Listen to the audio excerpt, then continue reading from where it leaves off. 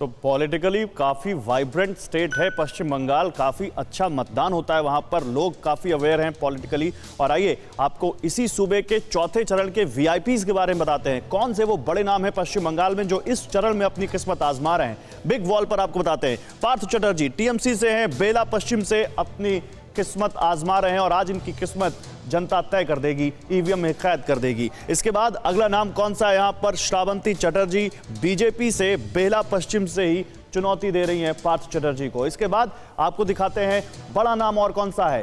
बड़ा नाम है मनोज तिवारी जो कि टीएमसी से हैं, क्रिकेटर रहे हैं, शिवपुर से अपनी किस्मत आजमा रहे हैं। कुछ महीने पहले ही टीएमसी में शामिल हुए हैं और इनको चुनाव लड़ा रही है टीएमसी शिवपुर से।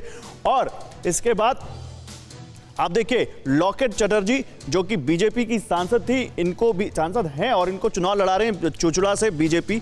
इसके बाद देखिए कौन सा बड़ा नाम आता है। वैशाली डालमिया, जगमोहन डालमिया की बेटी, टीएमसी में विधायक थी, कुछ दिन पहले बीजेपी में शामिल हुई और इनको बाली से खड़ा किया बीजेपी ने, वैशाली डालमिया को यहाँ पर। और इसके बाद आप देखिए राजीव बनर्जी जो कि टीएमसी में मंत्री भी थे ममता सरकार में, टीएमसी छोड़कर बीजेपी में आए और इनको डोमजुड़ टिकट दी और ये इस वक्त डोमजुड़ से इस चरण में हैं और इनकी किस्मत का फैसला जनता तय कर देगी।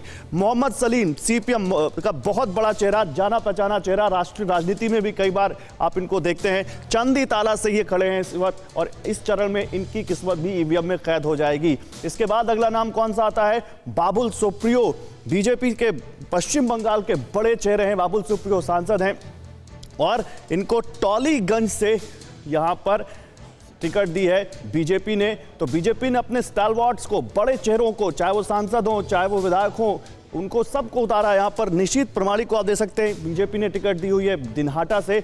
और फिरदौसी बेगम टीएमसी से सोनारपुर नॉर्थ से इस चरण में है जो अपनी किस्मत आजमा रही हैं। रविंद्रनाथ भट्टाचार्य बीजेपी से हैं, जी हाँ, रविंद्रनाथ भट्टाचार्य बीजेपी से, सिंगूर से ये इस चरण में है और इन पर अब देखते हैं जनता इनका क्या फैसला करती है। अब्दुल खालिक मुल्ला टीएमसी के उम्मीदवार, मेटिया ब्रुज से जो इस चरण में है।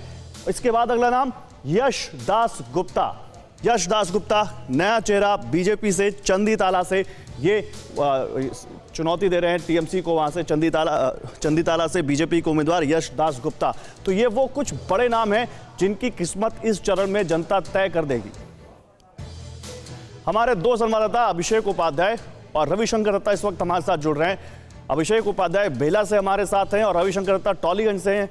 आप दोनों के पास आता हूं। रविशंकर, पहले मैं आपके पास आऊंगा।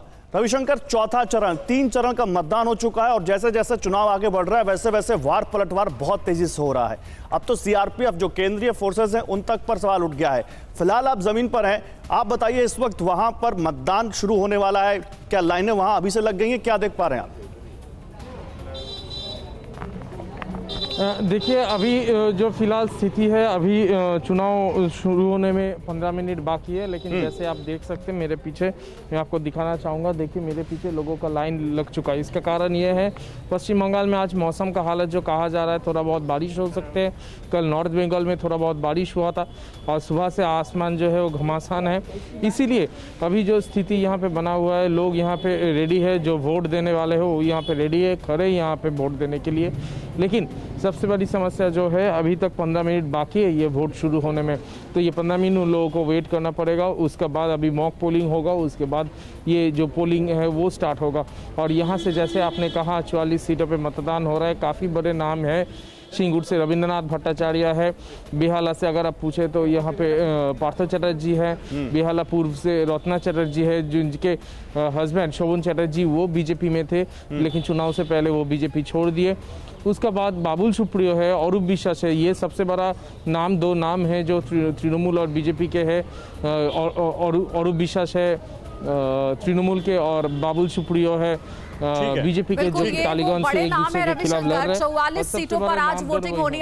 फिक्र आपकी, सोमवार से शुक्रवार रात 9 बजे सिर्फ TV9 भारतवर्ष पर।